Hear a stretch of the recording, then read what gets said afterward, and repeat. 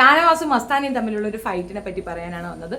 വാസ്തവത്തിൽ ഈ തന്തയ്ക്ക് വിളിക്കുക എന്നുള്ള ഒരു ഫോം അവിടെ നടക്കുന്നുണ്ട്. അതിനെതിരെ ശക്തമായിട്ട് എല്ലാവരും, പ്രത്യേകിച്ച് ഈ 5 പേര് വന്നല്ലോ പുറത്തുനിന്ന് വൈറ്റ് കാർഡ് എൻട്രീസ്, അവരെല്ലാവരും കൂടെ ചേർന്ന് ഷാനവാസിനെ ആക്രമിക്കുന്ന ഒരു സീനാണ് കണ്ടത്. പക്ഷെ എനിക്ക് അതൊരു നെഗറ്റീവായിട്ടാണ് തോന്നിയത്. ഒന്നാമത്തെ കാരണം, കുറച്ച് ഏജ് ലെവലൊക്കെ ഉള്ള ആൾക്കാരോട് മിസ്ബിഹേവ് ചെയ്യുന്ന ഒരൊറ്റ കാരണം കൊണ്ടാണ് റണ ഫാത്തിമയെ നമ്മളെല്ലാവരും എതിർക്കുന്നതും വെറുക്കുന്നതും. ആ പെൺകുട്ടിക്ക് മര്യാദയില്ല എന്ന് പറയുന്നത്. ഈ ഒരു സ്ട്രാറ്റജി ഉണ്ട്. ഇപ്പോഴത്തെ കാലഘട്ടത്തിൻ്റെ ഒരു കാര്യമാണ് പറയുന്നത്. മുൻപത്തെ ജനറേഷൻ ഇങ്ങനെയൊന്നും അല്ല, വളരെ റെസ്പെക്റ്റാണ്. എന്നെക്കാൾ ഒരു വയസ്സ് മുതിർന്നവരെ പോലും നമുക്ക് ഇക്ക എന്നോ ഇത്ത എന്നോ ഒക്കെ വിളിക്കാനുള്ള അനുവാദം ഉണ്ടായിരുന്നുള്ളൂ. അതിൽ വിളിച്ചു കഴിഞ്ഞാലും ഭയങ്കര മോശമായിട്ട് അഹങ്കാരിയാണ് എന്ന് പറയും. ഒത്തിരി പ്രായത്തിന് ശേഷമാണ് ഞാൻ എൻ്റെ ബ്രദറിനെ പോലെ എടാകാക്കാന്ന് വിളിച്ചപ്പോൾ എന്നോട് ചിന്ത എന്തടി എടാകാക്കാന്ന് വിളിക്കണമെന്ന്. അപ്പോൾ ഞാൻ പറഞ്ഞു 2 കുട്ടികളൊക്കെ ആയില്ല, ഇത്തിരി മുതിർന്നില്ല, ഇനി എനിക്ക് എടാകാക്കാന്നൊക്കെ വിളിക്കാം എന്ന് തമാശ രൂപേണ പറഞ്ഞല്ലോ. പറഞ്ഞു അതൊന്നും പറ്റത്തില്ല, എന്നെക്കാന്ന് തന്നെ വിളിക്കണം. അതായത് നമ്മളുടെ ഒരു സാംസ്കാരികമായ ഒരു ചിന്താധാരയിൽ നമ്മൾക്ക് മുതിർന്നവരെ നമ്മൾ റെസ്പെക്റ്റോടെ നോക്കിയിട്ടില്ല വെച്ചാൽ അതൊരു പ്രശ്നമാണ്. ഞങ്ങളുടെ ജനറേഷൻ്റെ കാര്യമാണ് പറയുന്നത്. അപ്പോൾ 2K കിഡ്സിൻ്റെ കാര്യം അറിയത്തില്ല. എൻ്റെ മക്കൾ അങ്ങനെ മുതിർന്നവരെ ഇൻസൾട്ട് ചെയ്യാറില്ല, കളിയാക്കാറില്ല. അങ്ങനത്തെ ഒരു ഇതിൽ പോലെ ഏജിന് മുതിർന്നവരെ എടി പൊടി എന്ന് വിളിക്കുന്നതിനോട് എനിക്കും വിയോജിപ്പാണ്. ചിലപ്പോൾ എൻ്റെ വളർപ്പ് കൊണ്ടായിരിക്കാം അങ്ങനെ ഉണ്ടാവും. ആസ് യൂഷ്വൽ ഇത് തന്നെയാണ് റണ ഫാത്തിമയുടെ വിഷയം വന്നപ്പോൾ ഭയങ്കര ദേഷ്യം തോന്നുന്നു. ഒരു വൃത്തികെട്ട മെൻറ്റാലിറ്റി ആ കുട്ടിക്കൊണ്ട് ആരെ എന്തും പറഞ്ഞു കളയാമെന്നത് അതൊരു നല്ല ഫോമല്ല. നമ്മുടെ അഭിപ്രായങ്ങൾ അവിടെ പറയാം.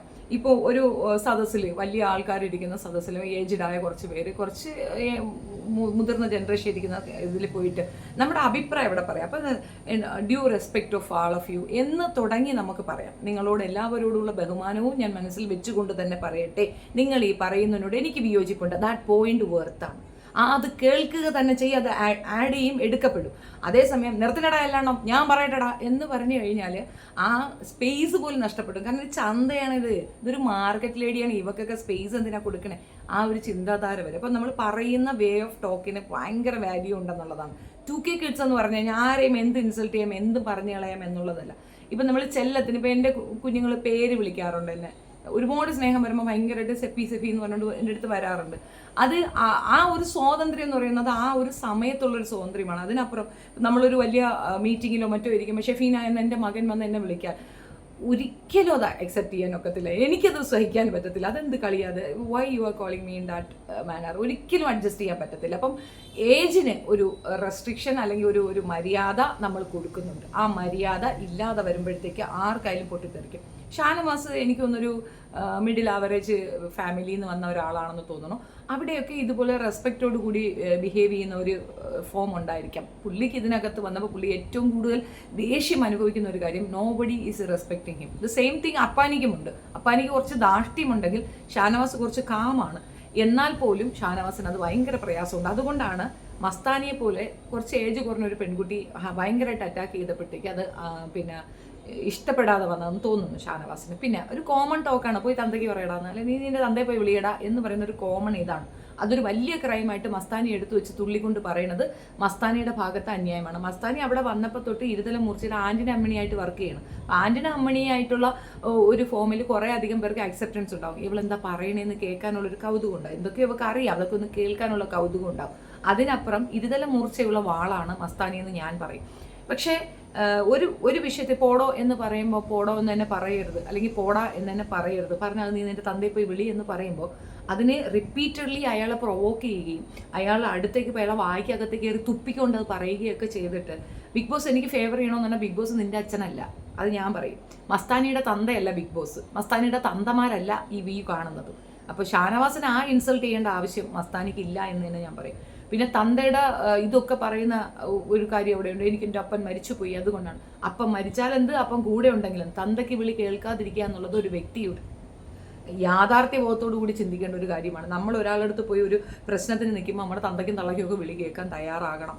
ഒന്നാമത്തെ പ്രശ്നം, അതൊരു വാലിഡ് പ്രോബ്ലം ആണെങ്കിൽ നമ്മൾ അവിടെ പോയി നിന്ന് അത് കേൾക്കുക. നമ്മൾ ഒരു സോഷ്യൽ സർവീസോ അല്ലെങ്കിൽ സോഷ്യൽ റെലവൻ്റ് ആയ ടോപ്പിക്കൊക്കെ എടുക്കുമ്പോൾ നമുക്ക് തന്തയ്ക്കും തള്ളയ്ക്കും വിളി കേട്ട് അത് കുഴപ്പമില്ലെന്ന് പറയാം. എന്തുകൊണ്ടെന്നാൽ നമ്മൾ നിൽക്കുന്ന ഒരു വിഷയം അതാണ്. ആ വിഷയത്തിനെ അധിഷ്ഠിതപ്പെടുത്തിയിട്ട് ഇത്തിരി തെറി വിളി കേട്ടാലും കുഴപ്പമില്ല, ആ വിഷയം സക്സസ് ആവുക എന്നുള്ളതായിരിക്കും. ആ ഇൻറ്റൻഷനി നമ്മളൊക്കെ ചെയ്യുന്നതിൽ തെറ്റൊന്നുമില്ല. അതേസമയം ഒരു കാരണവുമില്ലാതെ ആ മനുഷ്യൻ്റെ വായിരിക്കുന്ന തെറി കേൾക്കാനായിട്ട് അങ്ങോട്ട് തള്ളി കയറിയിട്ടുണ്ടെങ്കിൽ ആ മസ്താനിയുടെ ഏറ്റവും മോശപ്പെട്ട ഒരു ഫാക്റ്റാണെന്ന് ഞാൻ പറയും. ഉച്ചത്തിൽ സംസാരിക്കുക, ഉച്ചത്തിൽ കിടന്ന് പറയുകയും റിപ്പീറ്റ് ചെയ്യുകയും ചെയ്യുമ്പോൾ തെറ്റുകൾ ശരിയാവുമെന്ന് തെറ്റിദ്ധരിക്കുന്ന ഒരു വിഭാഗം ആൾക്കാരുണ്ട് ബിഗ് ബോസിൽ.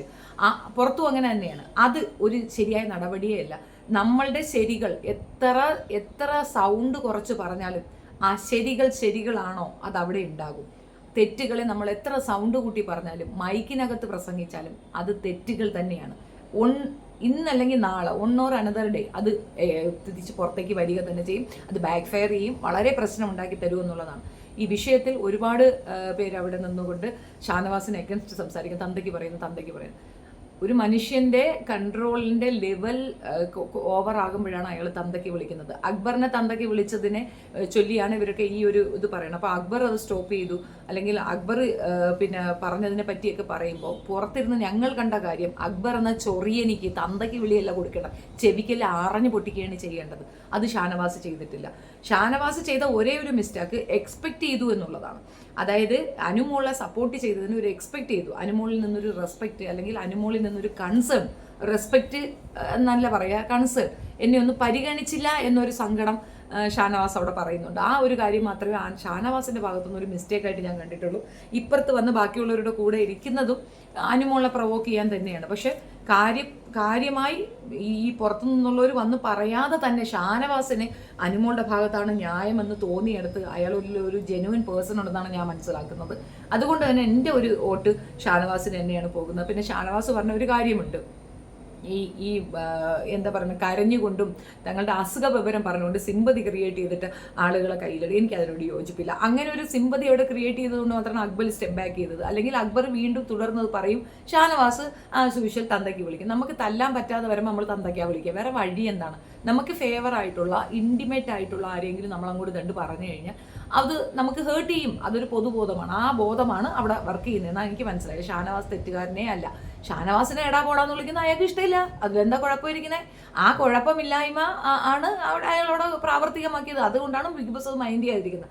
മസ്താനി വിചാരിക്കുന്നത് she is perfect, she is all means perfect, correct ആണെന്ന്. പോടോ ഇതെന്താ ഇത്? അത് ഒരു വ്യക്തിയല്ലേ അത്? ഓപ്പോസിറ്റ് ഇരിക്കുന്ന ഒരു വ്യക്തിക്ക് ഒരു ഇതില്ലേ? ഒരു വട്ടം പോടുന്നത് ഞാൻ പോടോന്ന് വിളിച്ചാൽ എന്താണോ കുഴപ്പമൊന്നും അത് കൃത്യമായി പറയുക എന്നുള്ളതാണ്. ഈ ബിഗ് ബോസ് ഈ സീസണിൽ ഒരേ ഒരു പ്രോബ്ലം കാണുന്നത് റിപ്പീറ്റേഷൻ. എംപോസിഷൻ എഴുതുന്നവരാണ് അതിനകത്ത് കൂടുതലും കയറിയുന്നത്. ഒരേ വിഷയം തന്നെ റിപ്പീറ്റ് ചെയ്ത് ഒരാളെ ഇറിറ്റേറ്റ് ചെയ്യുന്നില്ല. എന്താ ഒരു വിഷയം ഒറ്റ പ്രാവശ്യമേ പറയുള്ളൂ. എന്താ നിങ്ങൾ പറഞ്ഞത്, എന്താ നിങ്ങൾ പറഞ്ഞു എന്ന് ക്യൂരിയസ് ആയിട്ട് അവർ കേൾക്കുക, നമ്മൾ റിപ്പീറ്റ് അടിച്ച് കേൾക്കുക. അതിനാണ് വാല്യൂ. അല്ലാതെ പറഞ്ഞത് തന്നെ റിപ്പീറ്റ് ചെയ്ത് ചൊറി പരിപാടി ചെയ്യുന്നതിനോട് എനിക്ക് യോജിപ്പില്ല. Mastani fake, fraud, foul play ആണ് ഇപ്പോൾ ചെയ്യുന്നത്, ഇതുവരെ ചെയ്തത്. മസ്താനിയോട് ഒരു സോഫ്റ്റ് കോർണർ ഇല്ല കേട്ടോ. അനുമോളിനെ സപ്പോർട്ട് ചെയ്യുന്നുണ്ട്. അനുമോളിനോട് ഇൻഫർമേഷൻ പാസ് ചെയ്തതിൽ സന്തോഷമുണ്ടെന്നതിനപ്പുറം മസ്താനി ഒരു നല്ല ക്യാരക്ടറാണെന്ന് എനിക്ക് തോന്നുന്നില്ല. ഒരാളുടെയും പേഴ്സണൽ കാര്യങ്ങൾ അവിടെ എടുത്തിട്ട് ഒഴിച്ച് കളയുന്നതിനോട് എനിക്ക് യോജിപ്പില്ല. അതുകൊണ്ട് തന്നെ അപ്പോൾ അക്ബർ വിഷയത്തിൽ അക്ബർ മിസ്റ്റേക്ക് ആണെന്ന് തെറ്റിദ്ധരിക്കുന്നവരോട് എനിക്കൊന്നേ പറയാനുള്ളൂ, അക്ബർ നോട്ട് മിസ്റ്റേക്ക്. തന്തയ്ക്ക് വിളിക്കുന്നത് ശരിയാണെന്ന് ചില സമയത്ത് തന്തയ്ക്കും തള്ളയ്ക്കും ഒക്കെ വിളിച്ചു പോകുമെന്നേ. ഇനിയും പോയി അയാളെ ചോദിച്ചാൽ അയാൾ തള്ളയ്ക്കും കൂടെ വിളിക്കണമെന്നാണ്. പോടി എന്ന് ഞാൻ വിളിക്കുമെന്ന് പറയുന്നുണ്ട്. ഒരു പുരുഷനെ നോക്കിയില്ലേ അവൾ പറയണ പോടി എന്ന്, എന്താ അയാൾ പോടിയാണോ? അപ്പോൾ അയാൾ തിരിച്ചു പറയേണ്ട അപ്പോഴാ അക്ബറിന്റെ ഡയലോഗ്, നീ നിന്റെ ഉമ്മായെ പോയി വിളിയടി എന്നാണ് പറയേണ്ടത്. അതിലെന്താ തെറ്റിരിക്കുന്നേ? വീട്ടിൽ പ്രായത്തിന് മൂത്തവരുണ്ടെങ്കിൽ അവരെ എടാ പോടി എന്ന് വിളിക്കുന്നുണ്ടെങ്കിൽ നീ എന്നെയും വിളി എന്നാണ് അതിൻ്റെ അർത്ഥം. അല്ലാതെ തന്തയ്ക്ക് വിളിയല്ല, തന്തയെ തെറിയല്ലല്ലോ വിളിച്ചത്. പോയി തന്തയ്ക്ക് വിളിയടി എന്ന്, നിന്റെ തന്തയെ വിളിയടി എന്നല്ലേ പറഞ്ഞത്. ഞാനായിരുന്നെങ്കിൽ ഇതിൽ അപ്പുറം പറഞ്ഞിട്ടുണ്ട്. എന്തായാലും ഭാഗ്യം ഈ സാധനത്തിലേക്ക് ഞാൻ പോയിട്ടില്ല. പോയിക്ക് അടിനാശം വെള്ളപ്പൊക്കെ എല്ലാത്തിനും വലിച്ചു വാരി കീറിയിട്ട് ഞാൻ ഇറങ്ങിപ്പോന്നില്ല. നാക്കുണ്ടെങ്കിൽ 2 കൊടുത്തിട്ട് വന്നിട്ടുണ്ടായിരുന്നു. Akbar was right in so many manner. ഒരു വ്യക്തിഹത്യ ചെയ്യുന്നതിന് ഒരു പരിമിതിയുണ്ട്. ആ പരിമിതി ക്രോസ് ചെയ്തുകൊണ്ടുള്ള കളിയാണ്. ഇനി അക്ബറിന്റെ പേർക്ക് അക്ബറിനെ ഇമിറ്റേറ്റ് ചെയ്യാനായിട്ട് നമ്മുടെ ഒനിലിനെ ഏർപ്പാട് ചെയ്യുന്നുണ്ട്. ഒനിൽ വിചാരിക്കുന്ന അതെന്തോ ക്രെഡിബിലിറ്റി കിട്ടിയെന്ന്. ഒന്നുമല്ല, അനങ്ങാതിരിക്കുന്ന ഒരു കൂറയായ ഒനിലിന് ഒരു ചാൻസ് കൊടുത്തതാണ്. അക്ബറിൻ്റെ അത് പക്ഷേ ഇൻസൾട്ട് ആയി എന്ന് തോന്നുന്നു. ബട്ട് അക്ബർ മാനേജ് ചെയ്യുന്നുണ്ട്. ആൻഡ് അനീഷുമായിട്ടുള്ള ചണ്ട അത് ചെല്ലച്ചണ്ടയായിട്ട് കൂട്ടിയാൽ മതി. അവർ രണ്ടുപേരും പരസ്പരം ഹേർട്ട് ചെയ്യുന്നവരല്ല. അങ്ങോട്ടും ഇങ്ങോട്ടും പറയുന്നത് സീരിയസ് ആയിട്ട് എടുക്കാറില്ല. നിന്റെ പല്ല അടിച്ചു കൊഴിക്കൂടാ, അതിനെ ഞാൻ തല്ലി തീർക്കൂടാ, അതിനെ ഞാൻ ചേരിയാക്കൂടാന്നൊക്കെ അനീഷ് പറഞ്ഞിട്ടും പ്രൊവോക്കഡ് ആവാതെ അനീഷിനെ കളിയാക്കുന്നുണ്ടെങ്കിൽ ഷാനവാസും അനീഷും തമ്മിൽ നല്ല രീതിയിലുള്ള സൗഹൃദം പുറത്തു വരുമ്പോൾ നിങ്ങൾക്ക് കാണാം. അതിനകത്ത് എന്താണെന്ന് എനിക്കറിയത്തില്ല. പക്ഷെ രണ്ടുപേരുടെയും ഉള്ളിൽ പരസ്പരം വൈരാഗ്യങ്ങളില്ല. പരസ്പരം കളിയാക്കുക എന്നതാണ്.